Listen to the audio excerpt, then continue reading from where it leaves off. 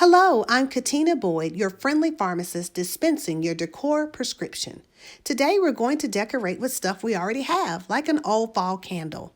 I got a $1 ornament from Dollar General and I used twine, but you can also use ribbon. Simply cut the ornament hanger in half, if it's not long enough, and then tie a piece of your ribbon or twine to each end. Then simply tie a knot around the candle. And voila, old fall candle to farmhouse chic. Moses had a pity party when God asked him to lead the people out of Egypt. What if they don't believe me or listen to me?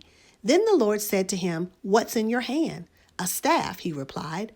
To Moses, it was just a wooden rod, but to God, it was an instrument of many miracles. Don't discount what you have to offer. Little becomes much when it's placed in the Father's hands.